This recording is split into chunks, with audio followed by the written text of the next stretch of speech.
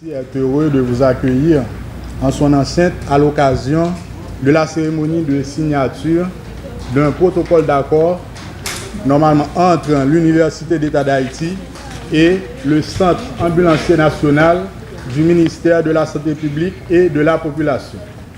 Nous saluons la présence du directeur de l'UEH, le professeur Fritz Deshommes.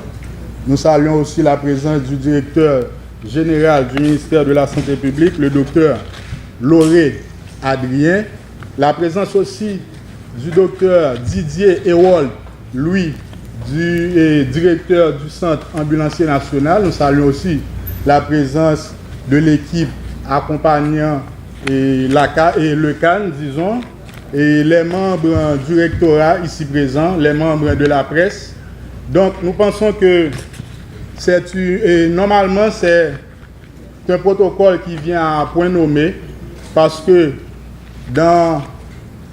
au moment où nous vivons, et nous pensons que tout le monde devrait avoir une formation en premier secours. Donc, ce protocole d'accord qui va être signé ici, donc c'est un protocole qui va lier les deux institutions pour que le Centre ambulancier national du ministère de la Santé publique et de la population puisse offrir aux acteurs de l'UEH, notamment les étudiants et le personnel, une formation en premier secours. Donc, sans plus tarder, on va passer la parole à monsieur Christian Toussaint, directeur de la coopération et du partenariat du rectorat de l'UEH, dans la lecture du protocole d'accord qui va être signé tout à l'heure. Merci. Considérant que le protocole d'accord signé le 17 mai 2018 entre l'État haïtien et l'Université d'État d'Haïti, en son article 1, reconnaît la nécessité pour les deux parties de travailler de commun accord au bénéfice de la société et au développement du pays. Considérant la nécessité pour les pouvoirs publics, en particulier le ministère de la Santé publique, d'utiliser tous les moyens à leur disposition pour informer, éduquer, sensibiliser la population sur les comportements, les gestes de secours et les mesures capables de limiter les risques et les pertes en vie humaine en cas de désastre. Considérant que l'Université d'État d'Haïti, dans le cadre de sa mission tridimensionnelle, formation, recherche, service à la communauté, est appelée à accompagner le Centre ambulancier national du ministère de la Santé publique dans ses efforts de divulgation et d'opérationnalisation des mesures d'urgence en faveur de la population. Considérant également la nécessité pour l'Université d'État d'Haïti de disposer dans chacune de ses entités de ses propres équipes de secouristes capables de fournir service à la communauté en cas d'accident, de désastre et de catastrophe. L'objet du présent protocole d'accord. Le Centre ambulancier national CAN du ministère de la Santé publique et l'Université d'État d'Haïti ont décidé de conclure le présent protocole d'accord pour définir les conditions d'un partenariat dans le cadre de la formation de secouristes capables de répondre aux urgences en cas d'accident et de désastre. Engagement des parties. Dans le cadre du protocole, l'université s'engage à élaborer et présenter, en accord avec le Centre ambulancier national, un programme de formation en premier secours et en premier secours en équipe adapté aux besoins nationaux et à la réalité locale. L'université s'engage à sélectionner les participants au programme. Elle s'engage en outre à établir, de concert avec le Centre ambulancier national, un calendrier pour le déroulement des activités de formation. Il est également de l'engagement de l'université de délivrer un certificat validé à chaque participant. Engagement du Centre ambulancier national. Le Centre ambulancier s'engage à mettre à la disposition de l'Université d'État d'Haïti les formateurs pour le programme de formation de secouristes, et cela sans générer d'engagement financier ni pour l'UEH ni pour ses participants. Le Centre ambulancier s'engage également à intervenir dans la coordination et la logistique nécessaires pour la réalisation des programmes de formation. Pour la mise en œuvre du présent protocole d'accord, la CAN engage le service de formation de la direction générale. Et pour l'EH, la mise en œuvre sera à la charge de la direction de la vie estudiantine. Le présent accord entrera automatiquement en vigueur dès sa signature. Merci.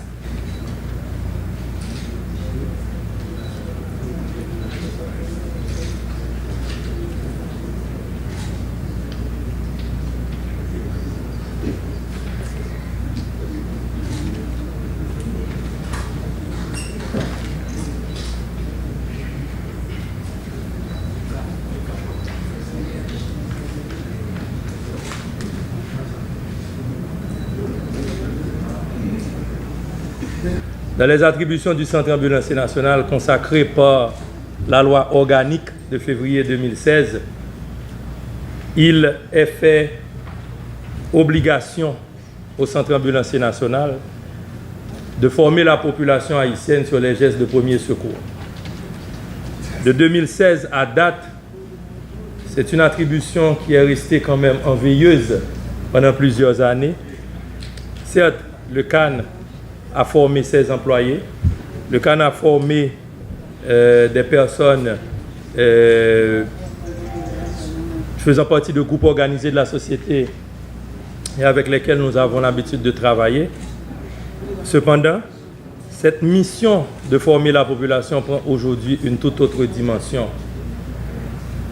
Par analogie au thème de la journée mondiale du premier secours de cette année, les premiers secours à l'école, nous nous retrouvons ici à l'université, au rectorat de l'université, pour parapher ce protocole d'accord qui va définir les conditions de formation de 200 à 300 étudiants des différentes entités de l'Université d'État d'Haïti pendant chaque année, pendant les 5 prochaines années, afin de constituer un pool quand même assez considérable de citoyens et citoyennes formés à ces gestes de premier secours.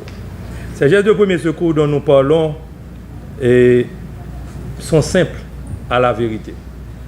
Il s'agit d'aider quelqu'un avec des difficultés respiratoires à dégager justement ses voies respiratoires. Il s'agit d'assister quelqu'un qui a un saignement afin d'empêcher que cette personne ne se vide de son sang. Il s'agit à pouvoir évaluer et quand même poser certains gestes lorsque quelqu'un est inconscient. Nous comprenons que dans un pays aussi vulnérable que le nôtre, la formation de la population, du plus grand nombre de gens, de citoyens et de citoyennes de cette population en premier secours aura indubitablement un impact considérable. Nous venons d'avoir le tremblement de terre le 14 août dernier dans le grand sud du pays. En cas de désastre, en cas de catastrophe naturelle, ce sont les membres de la famille, ce sont les voisins qui se portent en premier au secours des membres de la communauté. Imaginons un peu, avec un pays de 12 millions d'habitants, qu'on en arrive à former 1 200 000 au geste de premier secours. 1 200 000, 10% de la population. Dans les pays d'Europe, les sociétés nationales et internationales de la Croix-Rouge forment près de 15 millions de citoyens chaque année. 15 millions chaque année à ces gestes de premier secours. Nous avons là une responsabilité et je m'enorgueillis vraiment, monsieur le recteur, de cette initiative. Et vous permettrez que j'adresse quand même vraiment mes plus chaleureux remerciements et que j'exprime toute ma gratitude au docteur Evelyne Moïse. Le docteur Evelyne Moïse, montrez-vous, docteur.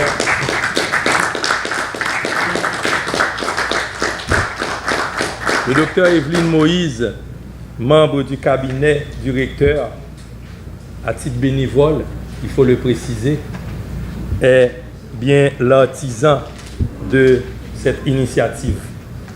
Merci, Dr Moïse, d'associer le Centre ambulancier national à cette initiative. Merci à vous.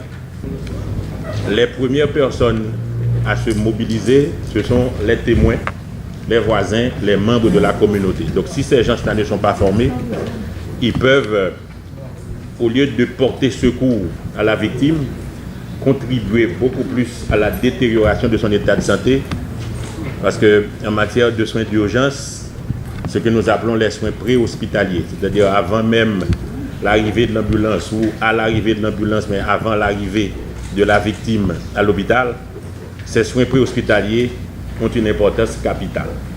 Donc, le simple fait de mobiliser de façon incorrecte un blessé peut influencer négativement son pronostic vital.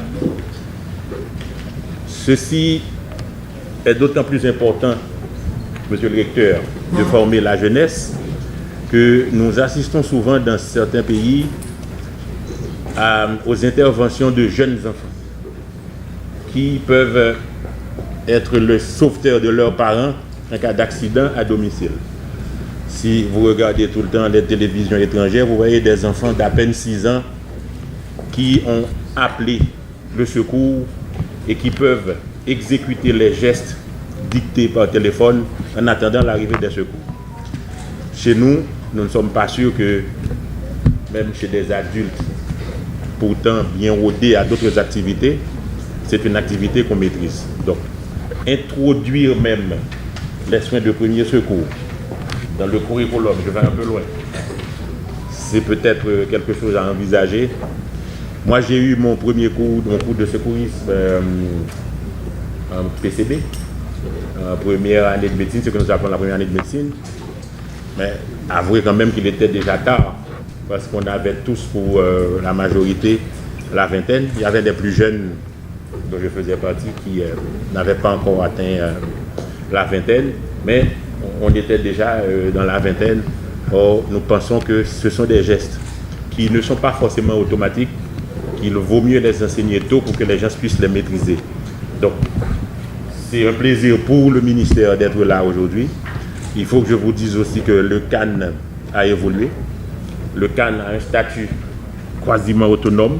Ce n'est plus un simple directeur, c'est un directeur général. Le CAN est aussi une direction générale du ministère, comme d'autres directions déconcentrées, si vous voulez. Donc, ceci dit, il est tout à fait majeur pour signer des protocoles d'accord. Donc, vous avez compris pourquoi c'est lui et le recteur qui ont paraphé cet accord, pas le directeur général du ministère en tant que tel. Donc, pour ceux qui se posaient la question, pourquoi pas moi? Donc, le docteur Louis est un directeur général, c'est un collègue. Donc, il a tout à fait, je dirais, la maturité administrative pour signer au nom de sa direction. Donc, merci. Je pense que je n'ai pas salué la presse à l'entrée, mais on dit que quelle que soit la longueur de la lettre d'une femme, la phrase la plus importante se trouve à la fin. Donc, je ne suis pas une femme.